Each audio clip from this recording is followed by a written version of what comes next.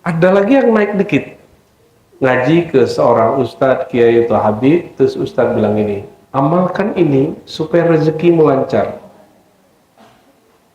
Itu juga hijab. Hijabnya cahaya.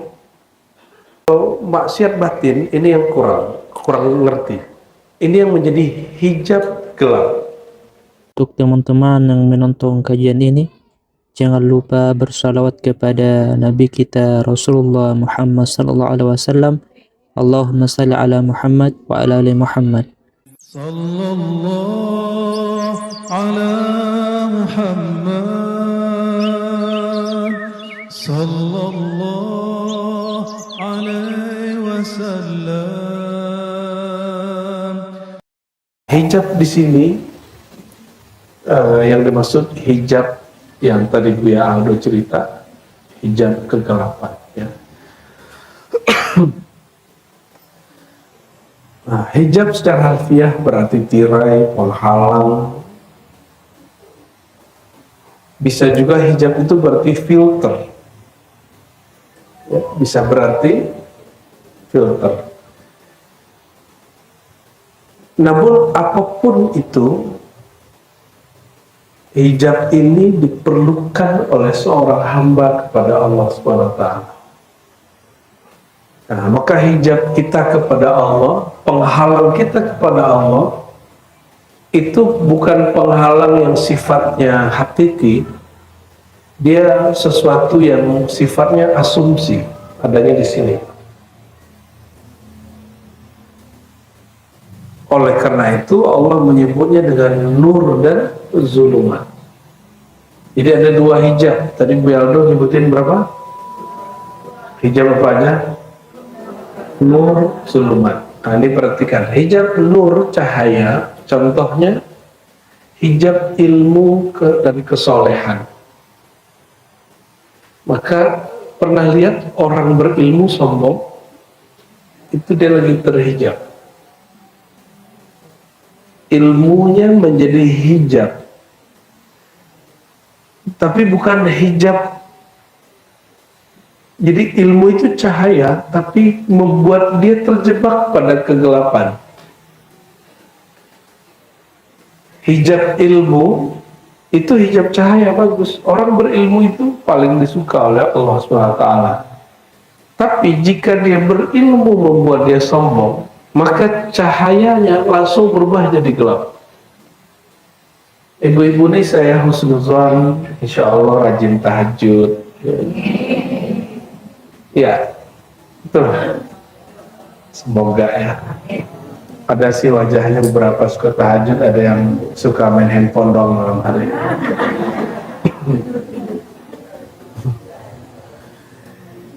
Ini ibu suka tahajud, terus ngelihat orang nggak tahajud, lalu merendahkan dia. Tahajud yang dia itu nur, dia langsung menjadi zulum. Okay. Kita suka baca Quran, terus kita lihat ada orang nggak suka baca Quran, terus dia bilang zindik, fasik, sesat, gitu. Ibu ini berhijab, pakai jilbab, terus ibu jalan depan, melihat ada sesama perempuan belum berhijab, terus ngomong, ahli neraka itu.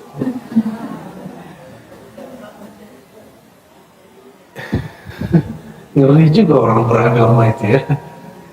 Jadi orang beragama dengan agama beda. Agama itu suci, tapi orang beragama, orangnya belum tentu suci. Oke? Jadi agamanya oke, tapi sikap dia beragama tidak oke. Sikap itulah yang menentukan dia masih nur, masih atau zulumat.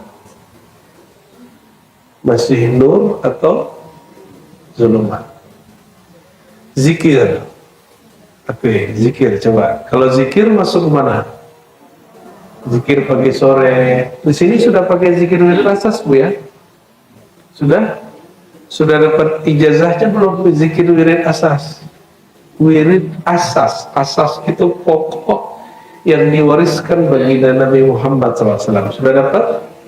Setelah syahadat dan bertawasul, baca apa? Istighfar 100. Sudah? La ilaha illallah 100, salawat 100, subhanallah bihamdi, subhanallazim 100. Ya, minimal itu. Kalau ada waktu tambahkan dengan ya Latif 129, lalu ya Allah, ya Allah, ya Allah, ya. Zikir nih pagi ini. Wah, terus ngerasa alhamdulillah aku ahli zikir. Gitu ya. Ada lagi yang naik dikit. Ngaji ke seorang ustadz Kiai atau Habib, terus ustadz bilang ini, amalkan ini supaya rezekimu lancar. Itu juga hijab. Hijabnya cahaya.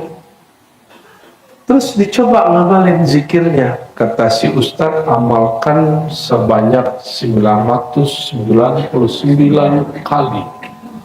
Gitu ya. Atau 4.404 kali. Katanya melancarkan rezeki. Dicobalah. Hah? Ya, dibaca dia. Udah zikir, udah cobain sekali, besok tunggu-tunggu rezekinya enggak. Terus mulai ngomong ini, kayaknya ustadz itu makomnya nggak sampai. Mulai merendahkan si ustadz. Coba lagi cari ustadz yang baru. Udah coba semua, nggak ada juga yang tembus.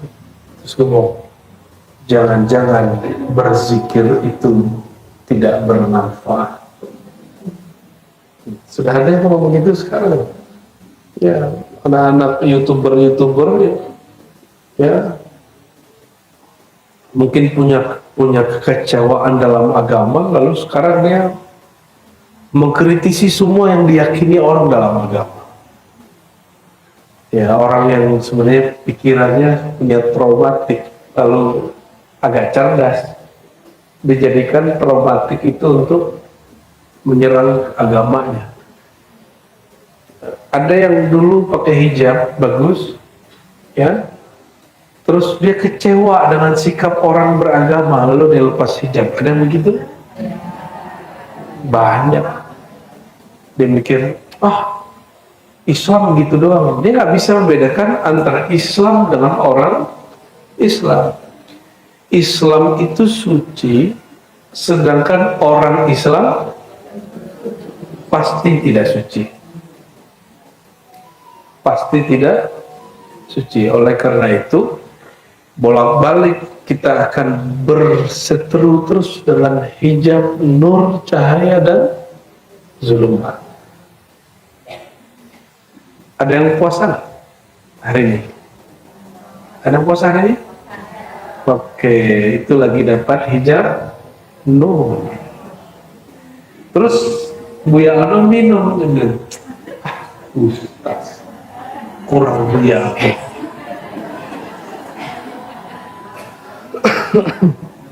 Ya minum. Iya, pantesan Ustaz nggak tembus. Dia kurang puasa. Allahumma sholli.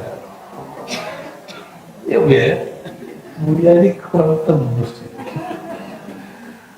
Allahumma sholli wa sallim wa barakatuh. Nah, sekarang kita cari di Quran, ya, kalimat zulumat dan nur.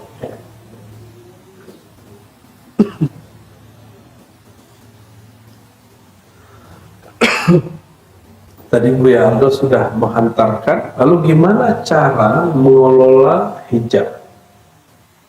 Kalau saya kenapa nggak jelaskan hijab gelap? Kan kita sudah tahu semua. Hijab kegelapan itu semua hal yang negatif, baik yang zahir, maksiat yang zahir, ataupun maksiat batin. Maksiat zahir sudah paham ya, mata jelalatan, lisan ngomongin orang, caci maki orang. Kalau maksiat batin ini yang kurang ngerti. Ini yang menjadi hijab gelap. Tadi sombong itu macam-macam sebabnya. Sombong itu merasa diri lebih dari orang lain. Mohon maaf, saya lebih tinggi bukan berarti saya lebih ya. Saya tahu makom saya sendiri. Saya tahu betapa hinanya saya di sisi Allah. Jadi ini cuma karena menghormati posisi mu'alim aja. Bukan berarti saya lebih tinggi derajat dari ibu. Kan ibu puasa, saya nggak puasa. Ya, sepatu lebih tinggi bukan daripada saya. Hijab zulumat itu yang paling bahaya adalah merasa diri lebih besar daripada orang lain karena asbab punya ilmu, punya amal, punya makrifat. Itu yang paling bahaya. Jadi saya sudah jumpa banyak orang, termasuk menjumpai diri saya sendiri. Ternyata kami ini bertarung melawan hijab kesombongan karena merasa berilmu. Tanya Buya Aldo, Buya Hina itu tanya. Hijab merasa berilmu itu, ini kalau orang, ibu ini misalnya, ibu-ibu ini kan nggak terlalu serius pakai kayak sosialita ya, kayak tas yang oke lah ini, jadi nggak ribet. Tapi kan ada komunitas yang suka kalau duduk itu taruh tas di depan. Minimal 100 juta. Itu harga diri tuh. Lo hargai gua, tas gua mahal. Gitu. It's okay, gak masalah kan. Bagi kita menghargai diri itu boleh. Tapi jangan jadikan itu asbab untuk menjadikan diri kita berjarak dengan orang lalu merendahkan orang lain. Saya suka pakai barang-barang branded sebenarnya kalau dia nggak marah. Cuma sengaja kita nggak pakai apa-apa ya. Saya pun pakai apapun tergantung lagi kemana. Ya. Masa dia pakai jamnya harganya 500, saya pakai cincin harga 2 juta kan nggak mungkin. Kita pakailah cincin harga-harga yang agak dikit-dikit mirip lah. Gaya-gayaan aja Bu, ya itu menghargai diri. Tapi jangan sampai menghargai diri lalu tidak menghargai orang lain. Itu yang disebut zulumat. Jadi boleh nggak kita punya barang bagus, punya baju bagus, boleh? Ibu boleh lo punya jilbab harganya, jilbab paling mahal berapa harganya ya? Buning? Ya? Hah? Astagfirullah. Janganlah. Tapi kata guru saya dulu, kalau orang kaya pergi Kuningan dikira emas, kalau orang biasa pakai emas dikira Kuningan. Ya benar nggak? Ya, ibu-ibu nih mau pakai baju apapun ya, itu orang melihat ini orang kaya atau bukan gitu, mindsetnya sudah begitu. Merasa diri lebih itu asbabnya banyak. Dan asbab yang paling bahaya, sebab yang paling bahaya merasa berilmu. Turunannya merasa beramal. Turunannya merasa berharta. Dan yang permanen itu merasa berasal dari mana, suku apa. Ini sukunya macam-macam nih ya. Jangan pernah berpikir orang Jawa lebih mulia dari Sunda, Sunda lebih mulia dari Padang, Padang lebih hebat dari Batak, Batak lebih keren daripada Bugis, dan lain sebagainya. Ya, karena kita sebenarnya tidak ada yang betul-betul Jawa, tidak ada yang betul-betul Padang, tidak ada yang betul-betul Indonesia. Jadi kalau dicek nih DNA ibu ini, mungkin ada Cina-nya dikit walaupun benci sama orang Cina. Tuh, membenci diri sendiri tuh. Saya nggak pernah benci sama orang Cina. Kenapa? Om saya waktu sipit dari jalur ibu dari jalur ayah matanya ke orang Arab, jadi bingung. Kalau membenci orang Cina, om gue mukanya Cina. Kalau membenci orang Arab, katanya kanal gurun, kata orang sebelah. Nah, om saya rata-rata yang jalur ayah itu wajahnya Arabic semua, muka-muka itulah ya, padang pasir lah, yang hidungnya kayak onta agak maju dikit gitu. Jadi kita nggak berani. Di samping saya coba lihat, ini hidungnya udah beda tuh, satu hidung Cina, satu hidung Arab. Jadi kita nggak ada yang benar-benar Indonesia, asli itu nggak ada. Dan di Malaysia itu ada satu profesor ahli DNA sudah cek, lebih tua DNA kita atau Cina. Penemuan dia apa? Lebih tua DNA orang Indonesia, Nusantara, Malaysia, Filipina daripada Cina. Jadi bukan Cina ke Indonesia, ke Nusantara, tapi orang Nusantara yang menjajah ke Cina. Katanya dia begitu. Wallahu a'lam bishawab ya. Urusan orang-orang ilmiah itu mah aneh-aneh. Apalagi seorang DNA nasab, aneh-aneh. Ada surat Al-Baqarah yang sering kita baca, surat 2 ayat 257. Di situ berbicara Allah lah yang mengeluarkan seseorang dari zulumat kepada nur. Nah, ayat 257 dicatat ya, jadi indeks, di indeks. Kalau di kampus ini namanya munasabah, ya, munasabah dalam tafsir. Ya biar pakarnya punya ada sebenarnya. Cuma saya pernah mengajarkan ini juga 2 tahun di kampus, jadi terpaksa harus bisa. Allahu waliyul ladzina amanu. Orang beriman itu penjaminnya, penolongnya, pemeliharanya, dalam bahasa Arab disebut wali, adalah Allah. Ini beriman semua. Jadi pelindung kita bukan guru, bukan presiden, bukan orang tua, tapi pelindung kita yang sebenarnya adalah Allah Subhanahu wa Ta'ala.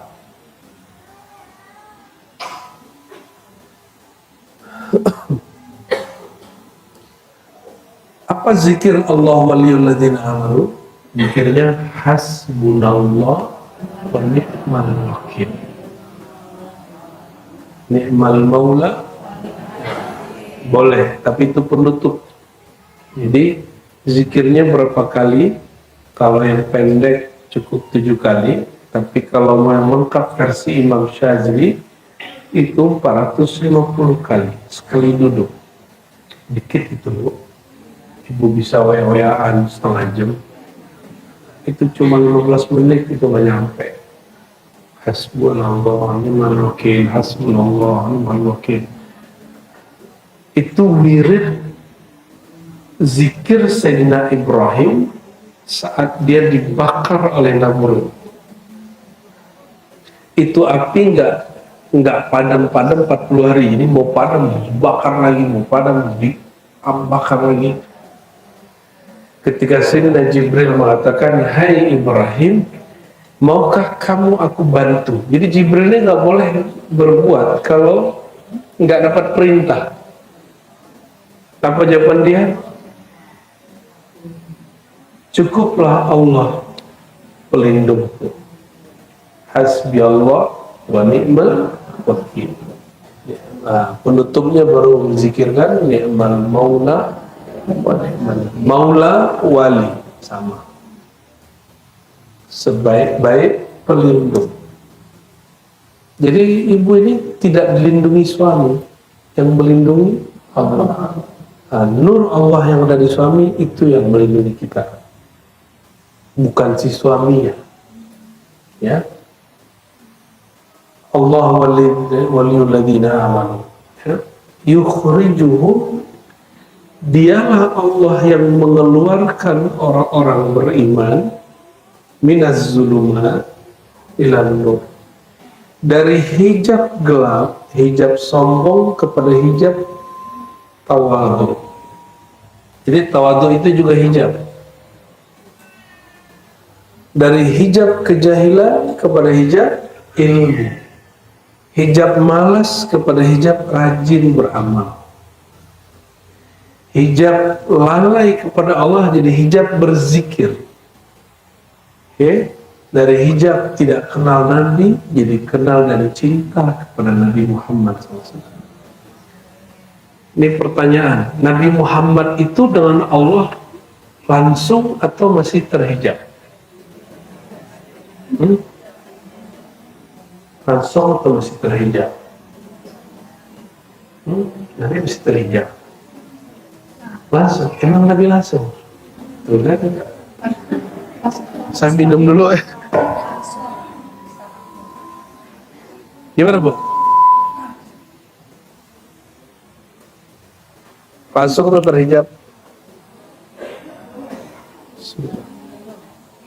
Apa nih? Kolagen. Berbahaya. Hampir tergoda Bu. Bismillah.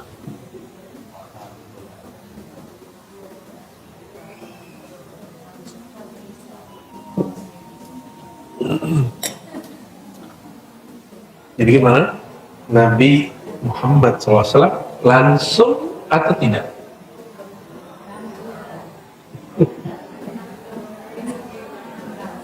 Langsung. Benar. Ya? Isra Mi'raj langsung. Ketemu ya, Bu? Oke. Nih, hijab itu saya tambahkan. Salah satu makna hijab itu jarak.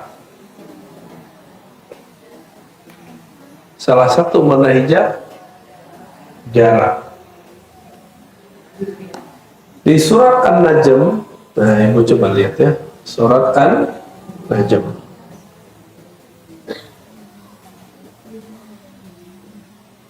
Sudah ketemu surat An-Najm?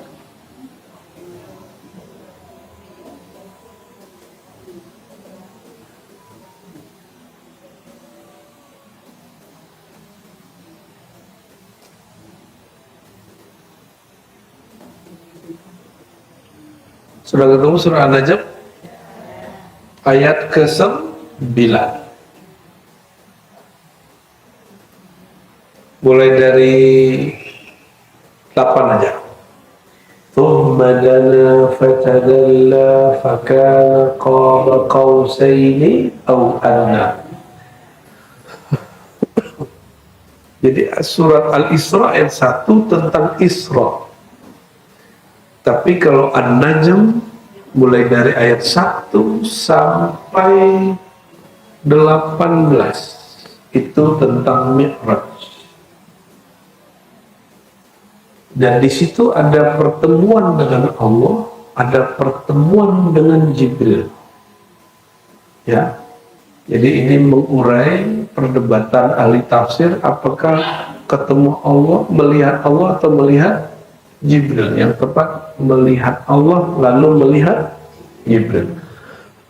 Melihat Allahnya di ayat 8 dan 9, melihat Jibrilnya pada ayat setelahnya, ayat ke-13 ke ayat ke-13. Walaqad ra'ahu nazlatan ukhra.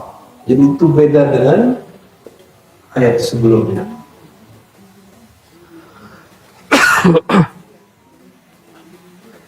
Coba terjemahannya apa?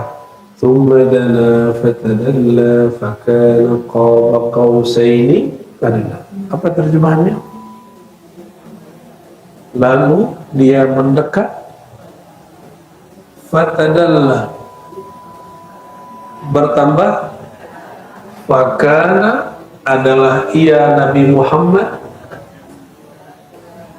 qaba qausaini dekatnya seperti dua ujung busur. Busur itu punya ujung kan? Bukan dua busur. dua ujung busur. Busur tahu? Ada yang latihan panah, memanah hati. Ujung busur sudah kebayang? Dekat atau jauh? Maka Nabi Muhammad SAW pun masih berhijab kepada Allah dua ujung busur. Tapi ada atau adna. Itu terjemahan biasa. Terjemahan ilmu Buya Aldoninya, hijab maqamun bila maqam, hijabun bila hijab.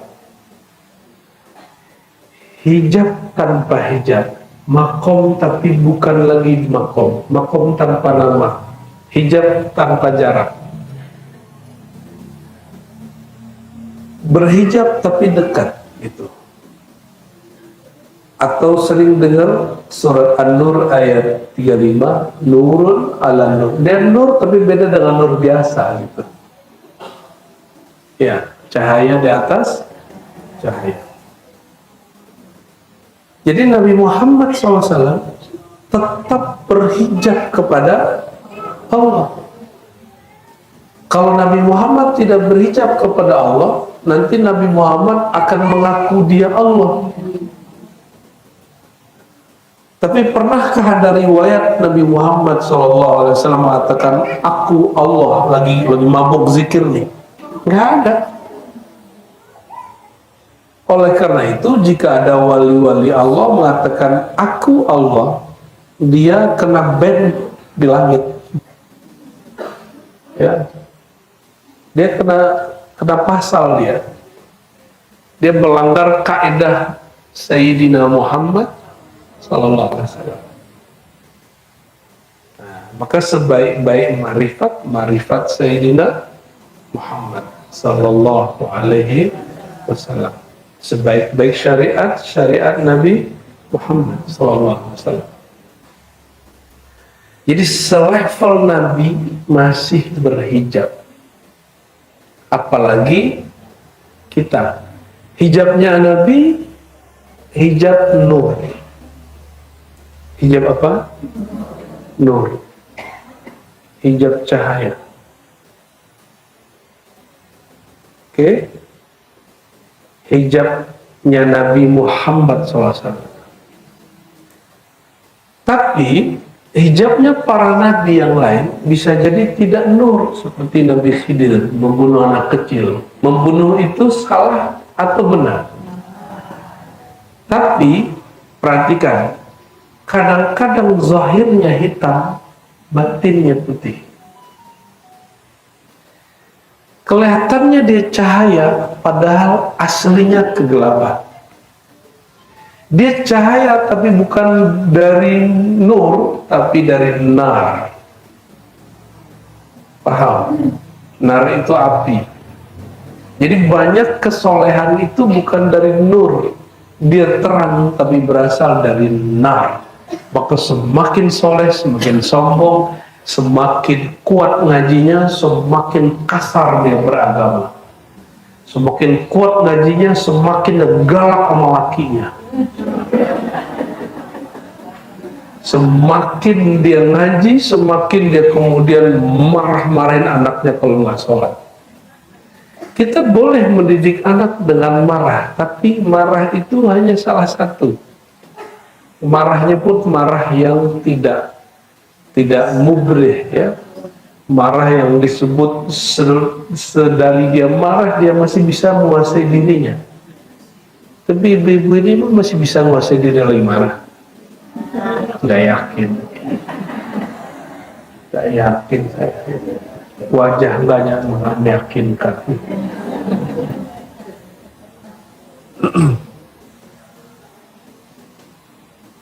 Maka selevel Nabi Muhammad SAW masih berhijab, dan hijab terdekatnya itu disebut hijab kehambaan.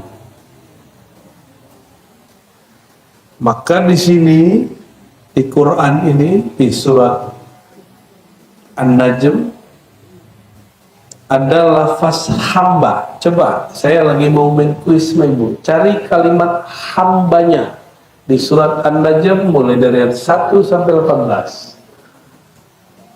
Kalau Al-Isra kan udah jelas ayat 1. Subhanalladzi asra bi abdihi. Coba cari. Ayat 10 gampang tuh, habis baca ayat yang tadi.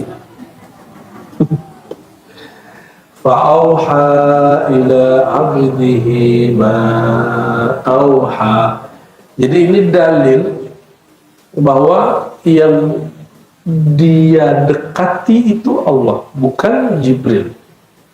Kenapa? Karena Allah lah yang betul-betul mewahyukan. Fa'auha ila abdihi. Mewahyukan ke siapa? Kepada hambanya. Tidak mungkin Jibril mewahyukan kepada hambanya, karena Jibril bukan Tuhan. Jadi sebenarnya kalau orang baca ayat ini sudah selesai, tapi saya heran selevel Ibnu Katsir masih nggak menerima itu. Dia cuma jadikan opsi. Tapi kalau ulama seperti Imam Mufaillah, Imam Subki mengartikan ini benar-benar perjumpaan dengan Allah SWT. Jadi kapan kita jumpa dengan Allah? Nih, ini hijab cahaya. Hijab cahaya itu puncaknya adalah kehambaan. Disitulah seorang makhluk diizinkan jumpa dengan Khaliknya. Ingin jumpa Allah nggak? Emang seberapa pengen sih? Ingin banget. Pasti nggak ada gambaran. Nggak ada gambaran. Maka untuk merindui jumpa dengan Allah itu melalui jumpa dengan Rasulullah SAW. Oleh karena itu semua majelis mesti di sebulan itu ada dia jadwal ngaji tentang Nabi Muhammad SAW. Ada kajian sirah, mesti ada, wajib hukumnya. Namun ada sirah yang zahir, ada sirah yang batin. Sirah itu perjalanan hidup Nabi, ya, sallallahu alaihi wasallam. Coba perhatikan tadi di Al-Isra, subhanalladzi asra bi abdihi. Maha suci Allah, maha hebat Allah yang memperjalankan hambanya. Di sini fa'auha ila abdihi ma auha. Dia membisikkan, mewahyukan kepada hambanya.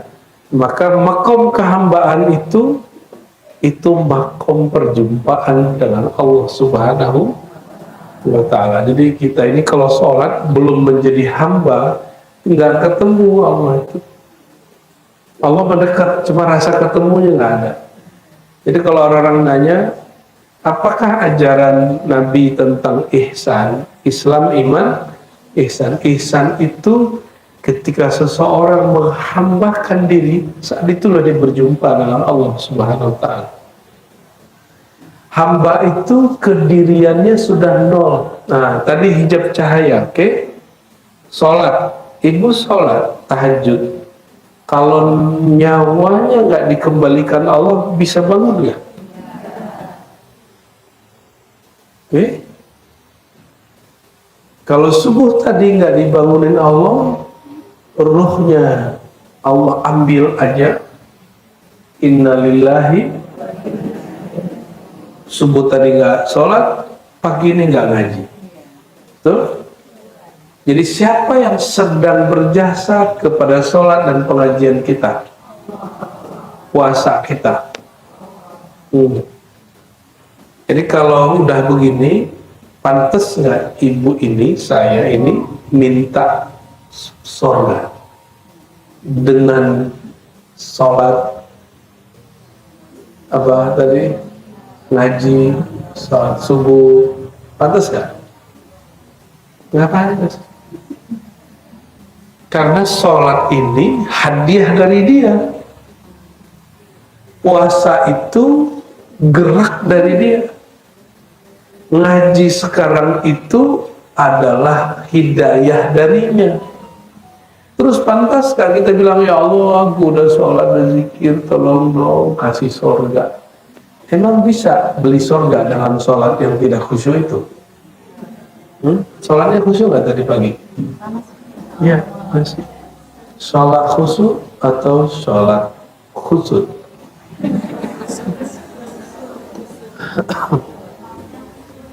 Tapi lebih baik khusyuk daripada tidak sholat sama sekali. Sama dengan ibu ngomong ini, biarlah makan tak berbumbu daripada tak makan sama sekali. Cuma betapa bodohnya itu dilakukan bertahun-tahun. Membiarkan diri makan tanpa bumbu bertahun-tahun. Itu orang zuhud atau orang kolot? Orang bodoh atau orang pintar? Dia biarkan dirinya terpapar, tidak merasakan kenikmatan sama sekali. Dan kita membiarkan diri kita sholatnya nggak nikmat sekian tahun itu. Katanya innallaha ma'as-sabirin. Allah bersama orang yang sabar. Sabar apa GOBLOK. Ibu nanti bisa pergi umroh kalau digoblok-goblokin lebih ada ini. Ya, sakti juga tuh dia. Sakti itu. Dia bilang, kamu goblok, langsung dia umroh besok. Hebat ya. Ibu ini doain 1000 kali juga belum berangkat besok. Itu zulumat. Itu zulumat, tapi dalamnya cahaya. Itu zulumat, itu gelap. Ngomongin orang goblok itu jahat. Tapi ada orang jahat, isinya baik. Ibu ini kan bibirnya kelihatan nih, ada yang ngomongnya pedes, tapi hatinya baik. Saya lagi mau hibur ibu. Ya, ketika ngomong itu pedes, tapi dia jadi obat. Dia pahit jadi obat, pedes jadi penambah selera makan. Itu kata bapak-bapak menghibur diri. Kalau tidak ada kamu yang pedas, hidupku terasa tidak nikmat. Seperti makan gak ada sambal. Allahumma shalli ala Muhammad. Hidup yang begitu ya. Jadi ketika kita melihat orang melakukan sesuatu, jangan dipandang, dihukumi langsung dengan pandangan mata. Coba mulai melihat orang dengan dua kacamata sekaligus. Siapa tahu orang soleh ini dalamnya nipu. Siapa tahu orang yang alim ini ternyata di dalamnya serigala. Dia ilmunya alim, tapi ngajak orang bunuh-bunuhan, teroris. Dia alim, tapi ternyata ilmunya bikin jamaahnya sombong. Ini ibu ini, alhamdulillah kan sekarang sudah gabung ya. Oke ya. Ini tanda Buya Aldomi dan Buya Aspi dan lain-lain itu berhasil ngajarnya. Tapi kalau nggak berhasil gimana? Kalau lagi majelis di sini terus ngeliat majelis yang kawasan gini, tuh manhajnya nggak benar, tuh alirannya nggak masuk itu. Tapi kalau kita ngeliat, oh masih ada orang ngaji, alhamdulillah. Jadi ada orang hijrah, terus dia jadi suaranya jadi jingkrang, terus berjenggot dan segala macam, masih mending daripada dia. Ya, alhamdulillah kita bilang gitu. Kenapa? Siapa tahu kayak aku dulu berproses, nanti kita bujuk guru, nanti dia ilmunya lama-lama celananya turun lagi gitu, sesuai dengan tensinya turun.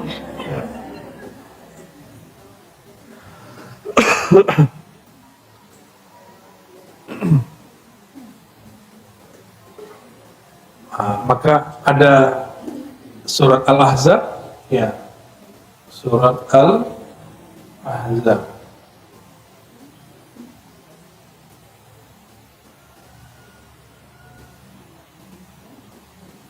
Sebentar, ayatnya. Saya bacanya manual soalnya.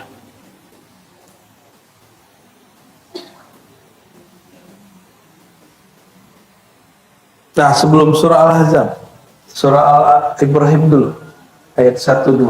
Nah, ini jadi prinsip pertama untuk mengelola nur dan zulmat itu ada di surah Ibrahim. Alif Lam. Alif Lam Mim, Alif Lam Ra. Alif Lam. Terus ayat berikutnya, Kitabun anzalnahu ilaik. Kitab yang kami turunkan kepada engkau. Terus kitab itu kami keluarkan, kami turunkan agar mengeluarkan kamu dari zulumat dan nur. Jadi ini jadi prinsip awal untuk mengelola nur zulumat itu mesti Alkitab, mesti dengan ilmu Alkitab itu wahyu Allah Subhanahu wa Ta'ala. Wahyu Allah itu, Bapak Ibu, yang ditulis itu bukan wahyu, yang ditulis itu mushaf. Kalau wahyu Allah itu ada pada dirinya, lalu dibisikkan kepada rohani Rasulullah SAW.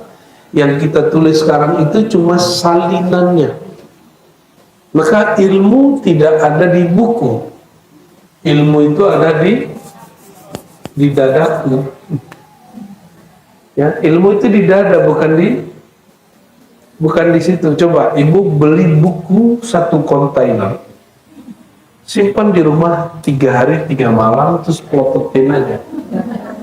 Atau ambil terus gini-giniin. Nah, besok teksnya pindah. Maka ilmu tidak ada di teks. Teks itu cuma salinan ilmu. Ilmunya gak di situ. Paham? Ya.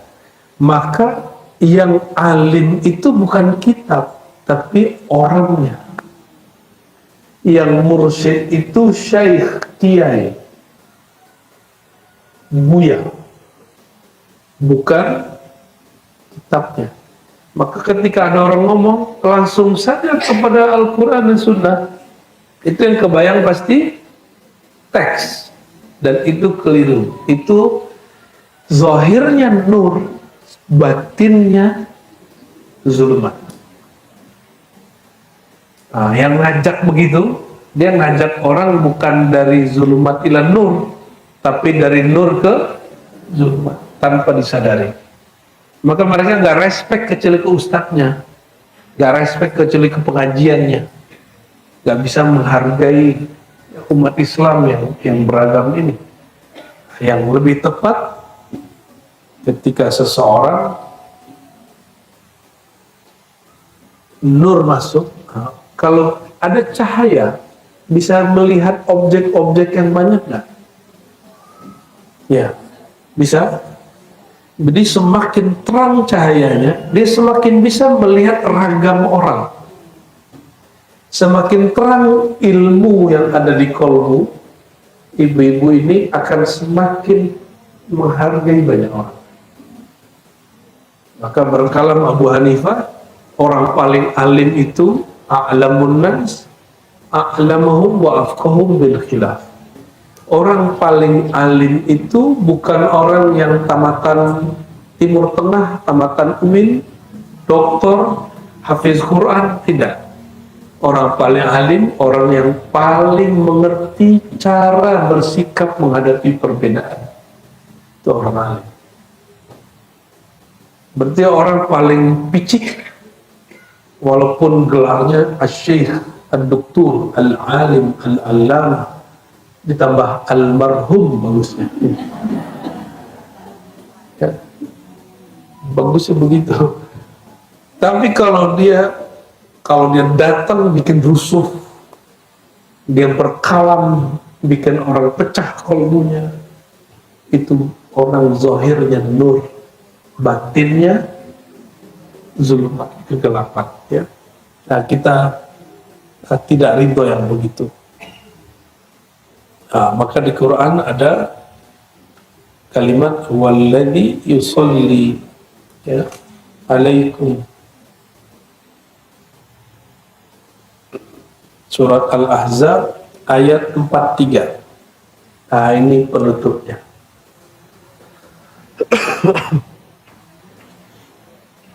Walladzi yusalli alaikum, dialah yang bersolawat atas kamu. Bisa juga diartikan menurunkan rahmat kepada kamu. Wa malaikatuhu, dan malaikatnya juga mendoakan kamu. Liyukhrijakum, rahmat Allah itu, jadi semakin turun rahmat di kolbu, semakin orang itu keluar dari zulumat ila nur. Liyukhrijakum minaz zulumati ila nur.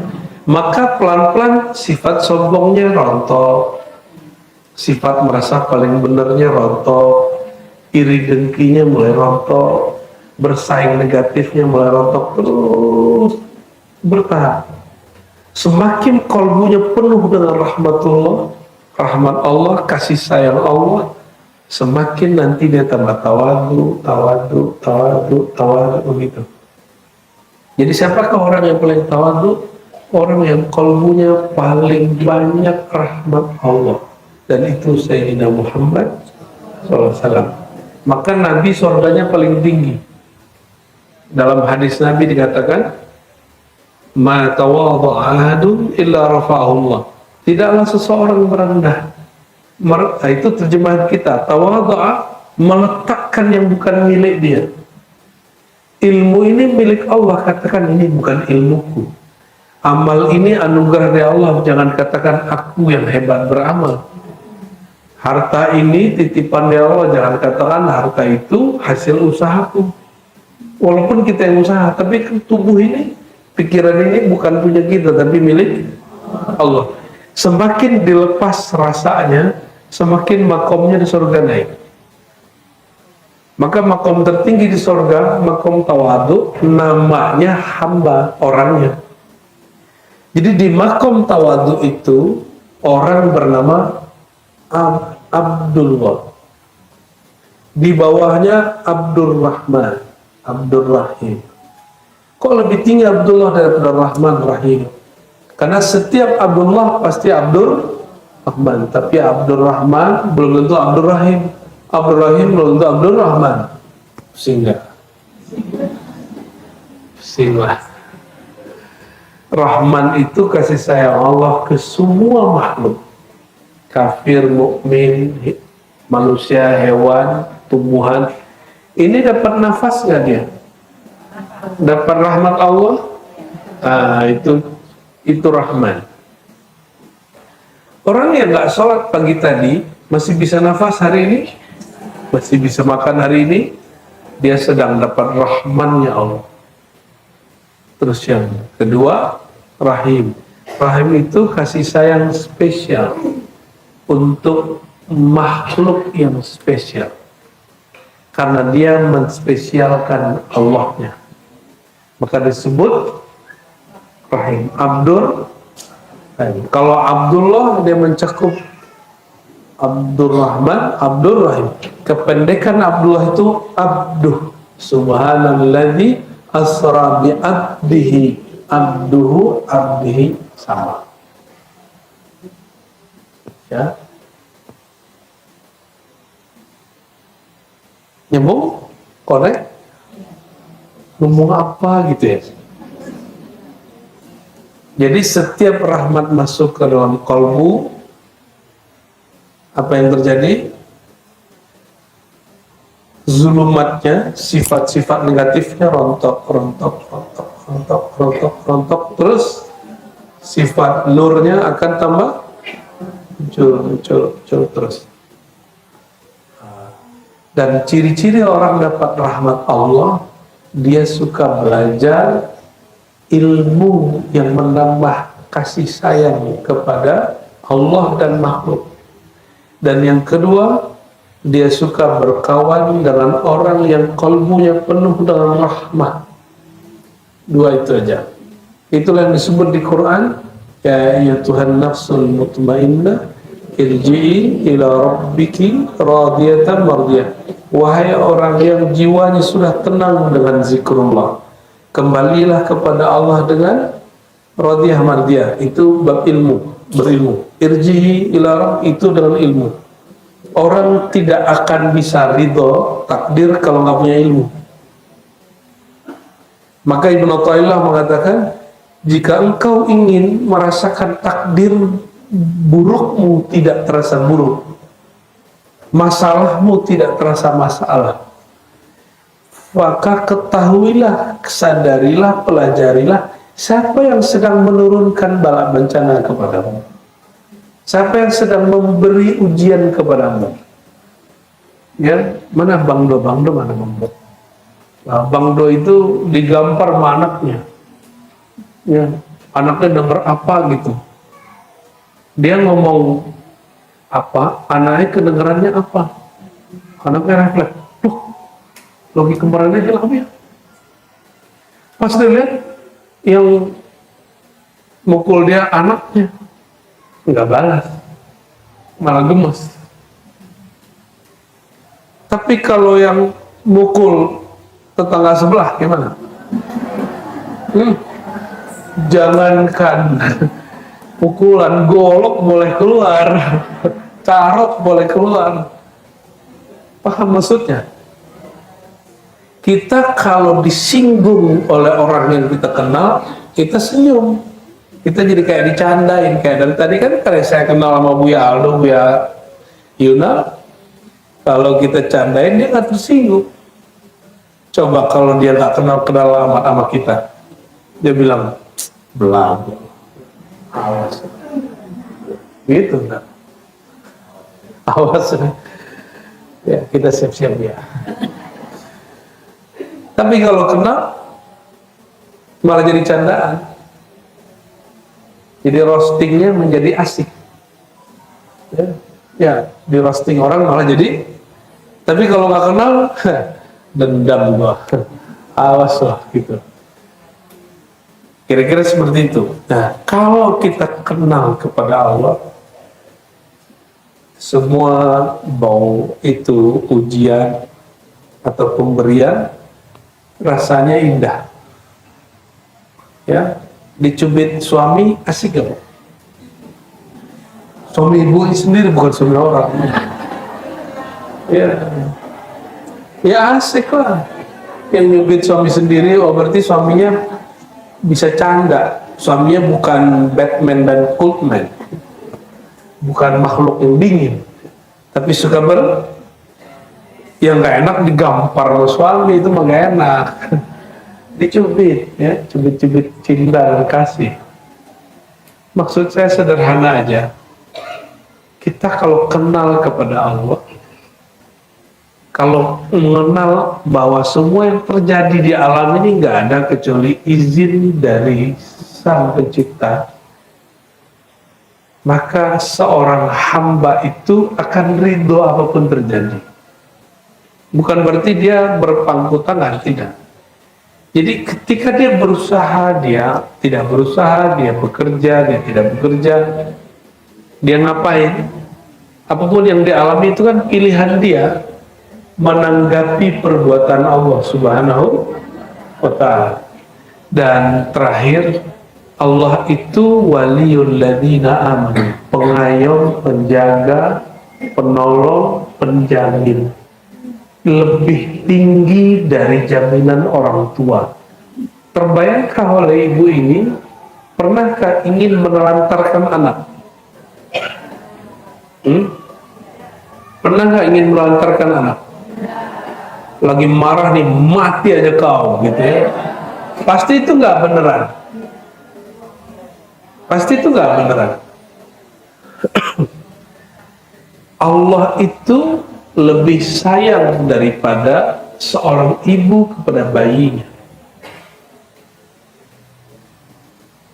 Karena Allah lebih sayang, ibu ini dengar babynya nangis sedikit kan langsung nggak perlu si baby demo dulu, angkat spanduk, mama lapar, kan nggak perlu, dia belum bisa ngomong.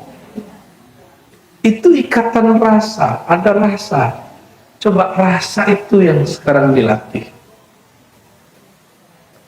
Rasa itu yang mesti dipupuk terus ya. Dan itu rasa mesti dilatih dengan dua hal tadi. Irji'i ila rabbiki radiyatan. Mesti berilmu. Dan yang terakhir, wadakhuli fi ibadi. Berjamaahlah. Jangan sendiri-sendiri. Ya, saya senang sekali melihat jemaah ramai gini. Ya. Dulu dia taubah 5 orang gitu ya. Karena saya juga nggak serius. Lagi di kampus ngantor terus datang main-main aja, nggak pakai kopiah juga. Ini kan lagi soleh aja nih pakai kopiah begini. Ya, dulu pakai kemeja aja, pakai lepis ya, ngajar santai. Gua ya kita buka hikam, enggak ya bener. Lama-lama saya tinggal kerjaan kantor dulu, terus kita seriusin. Bukan pertama ngaji kitab apa, terus akhirnya ibu-ibu ini sebagian besar dosis ngajinya sudah tinggi. Ketika ngajinya cuma nguping, itu udah gak nikmat lagi, benar gak? Jadi ngajinya senangnya harus ada ayatnya, indeks ayatnya, harus ada bukunya. Wah, itu mengerikan sekali ya. Jadi masuk ke Villa Dago, ibu-ibunya sudah seperti santri. Alhamdulillah. Semoga ini bisa ditularkan terus ya. Ibu buat cloning majelis yang baru di mana. Jadi nanti pengurus-pengurus ini coba ya futuhat ya. Bukan ekspansi. Buka lahan. Yang berdakwah itu bukan hanya buya, bukan hanya ustaz. Yang berdakwah itu juga orang udah mengerti, oh begini ya polanya. Orang dibikin pengajian awalnya mungkin 5 dulu, lama-lama nambah terus. Karena malaikat itu setiap hari jalan. Dan dia ngabsen, siapa yang ngaji. Terus dia juga ngabsen temannya. Jadi malaikat itu, dan namanya malaikat tawafin, kata dia, hei temanku, ngumpul sini, halumma ila hajatikum. Inilah hajat kalian, menghadiri majelis ilmu, majelis zikir. Kita ada zikirnya. Tuh, malaikatnya 2 plus malaikat ilmu, malaikat zikir yang hadir ke ibu. Lama-lama akan besar. Yang besar itu sebenarnya nurnya. Ciri-ciri nur yang besar, orangnya mulai betah ngaji dan dosisnya tinggi. Nanti orang akan ngumpul-ngumpul. Nah, mohon ini dibuat sekali sebulan seperti begini. Tapi nggak mesti saya ngaji ya. Ya, jadi gabungan ya. Nanti pindah ke Al-Kautsar, balik lagi. Ya, katanya ya jangan dibiarkan. Misalnya di sana pengajiannya udah beda. Masjid milik bersama. Ya, wakaf untuk Allah SWT. Bukan milik sekelompok tertentu. Ya, kecuali pewakafnya bilang, ini masjid khusus untuk masjid Wahabi gitu. Itu keceplosan ya. Ya, masjid khusus NU. Orang Muhammadiyah berarti nggak boleh masuk. Masjid Muhammadiyah berarti orang NU nggak boleh. Kan nggak ada masjid begitu, nggak ada. Tapi yang pasti semua pewakafan masjid itu Ahlussunnah ya, nggak ada untuk Wahabi. Baik, barangkali itu semoga sudah mulai mengenal dalam dirinya ada nur, ada zulumat. Dalam diri kita ada gelap, ada cahaya. Dan yang paling pasti dari kesimpulan ini, tidak mesti cahaya itu dalamnya cahaya. Bisa jadi kegelapan, tidak mesti kegelapan itu dalamnya gelap. Siapa tahu itu awal dari cahaya. Maka kalau taat jangan sombong. Kalau maksiat jangan putus asa. Kalau melihat orang taat jangan langsung dipuji, melihat orang maksiat jangan langsung dihina. Siapa tahu taat kita, taat dia, taat terakhir. Setelah itu kita maksiat sampai mati. Siapa tahu orang-orang yang maksiat hari ini itu maksiat terakhirnya. Atau kalau kita maksiat hari ini jangan putus asa, siapa tahu itu maksiat terakhir kita. Setelah itu Allah arahkan kepada ketaatan. Amin ya rabbal. Na'udzubillahi minasyaitonir rajim. Bismillahirrahmanirrahim. Allahumma ya Rahman ya Rahim ya Karim ya Azim. Ya man ja'ala an-nur waz-zulumat. Ya waliyalladzina amanu akhrijna minaz zulumati ilan nur. Wa salli ala nuril anwar wa salli ala an-nur al-akbar wa salli ala an-nur al-awwal sayyidina Muhammad wa ala alihi wa ashabihi ajma'in. Allahumma ya Allah yang menciptakan cahaya, sumber segala cahaya, yang menciptakan kegelapan dan yang menghapus semua kegelapan. Ya waliyana, ya Allah yang mengayomi kami, yang menciptakan kami, yang menjaga kami. Jagalah diri kami dari zulumat, dan jangan jadikan nur di hati kami, nur di jiwa kami menghantarkan kepada zulumat. Justru jika kami ya Allah hari ini terjebak pada zulumat kegelapan, hati yang masih kotor, jiwa yang masih gelisah, jadikan ini ya Allah awal kami masuk kepada nur cahaya-Mu. Ya Allah, jika hati kami penuh dengan kelalaian, terbitkan cahayanya ya Allah sehingga kami bisa mengingat Engkau lebih banyak. Ya Allah, jika di kalbu kami ada kesombongan, mohon ya Allah bersihkan kegelapan ini. Mulailah ya Allah terbitkan ketawaduan. Allahumma ya Allah akhrij min qulubina al-ghafalah wal jahala bihaqqi Sayyidina Muhammad sallallahu alaihi wasallam.